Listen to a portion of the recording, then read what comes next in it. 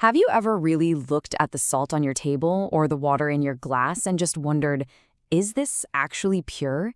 It seems like a pretty simple question, right? Well, the scientific answer might just surprise you. All right, let's just jump right in with a perfect example. We've all seen those cartons at the store, the ones that say pure milk. But here's the thing. If you ask a scientist, they'll tell you the milk in your fridge isn't pure at all. So what's the deal? It all comes down to what the word pure actually means, because it means two completely different things. In our everyday lives, pure just means nothing extra or bad has been added in. But in science, oh, the definition is incredibly strict. A substance is only considered pure if every single particle in it is chemically the exact same. And that brings us right back to our milk. Scientifically speaking, it's not pure because it's a mixture. It's really just a jumble of different stuff, water, fat, proteins, all physically combined.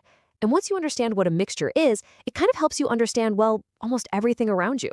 So let's step into the world of mixtures and see how scientists start to sort and categorize all the different kinds of stuff we see every day.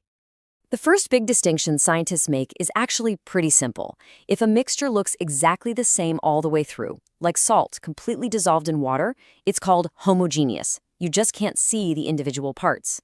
But if you can see the different bits, like oil floating on top of water, then it's heterogeneous. Okay, now let's get a little more specific. Inside those big categories, most mixtures we run into fall into one of three main buckets: solutions, suspensions, or colloids. First up is the one we're probably all familiar with, a solution. This is a type of homogeneous mixture where the particles of one thing, which we call the solute, completely dissolve and spread out evenly in another thing, the solvent. And solutions have some very specific rules. The particles are incredibly tiny. We're talking less than a nanometer. You can't see them, they won't scatter a beam of light, and they will never, ever settle out at the bottom. Once you mix it, it stays mixed, for good.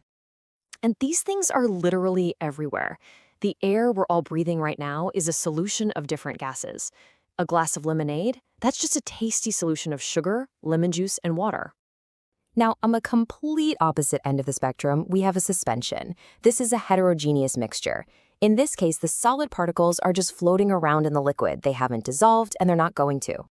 The properties here are pretty much the exact opposite of a solution. The particles are big enough that you can actually see them. They scatter light, which often makes the mixture look cloudy.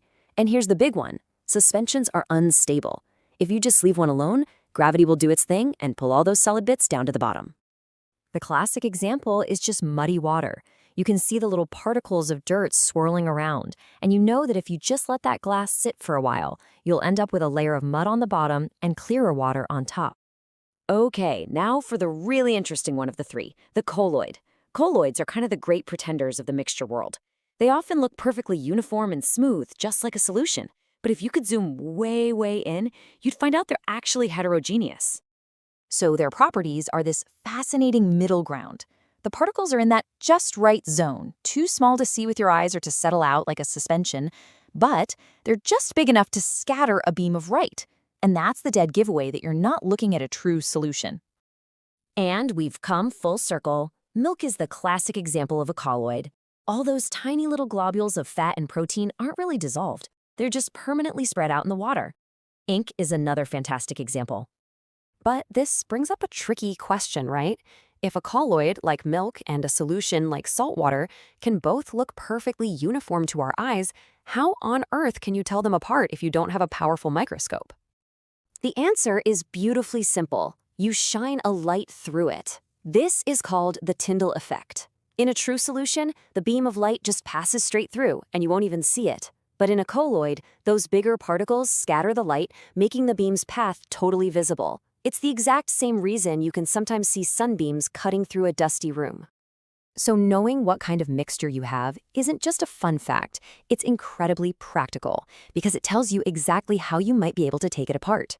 Which brings us to our next section, how to separate things using some really clever techniques. The simplest method by far is evaporation. This works perfectly for separating a solid that's dissolved in a liquid, like the colorful dye in ink. You just gently heat the mixture, the water turns into steam and disappears, and you're left with just the solid dye. Simple. Now, for a colloid like milk, you need a different trick. Centrifugation. This is where you spin a mixture at super high speeds. The force pushes the denser particles to the bottom of the tube, while the lighter particles stay up at the top. This is exactly how dairies separate cream from milk.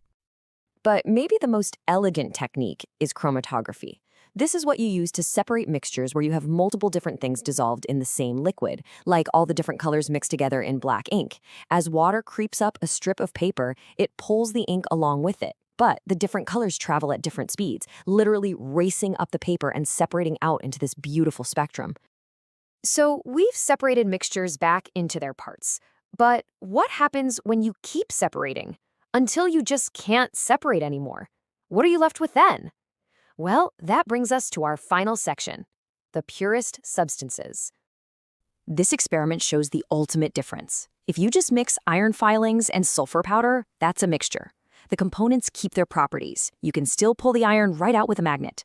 But if you heat them together, a chemical reaction happens, and they form a compound called iron sulfide.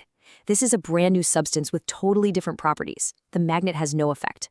A chemical change has created something completely new and, scientifically speaking, pure. So, we started with just a carton of milk and ended up journeying through mixtures, separation techniques, and the very definition of a pure substance. It really shows that the world all around us is this complex, amazing chemical tapestry.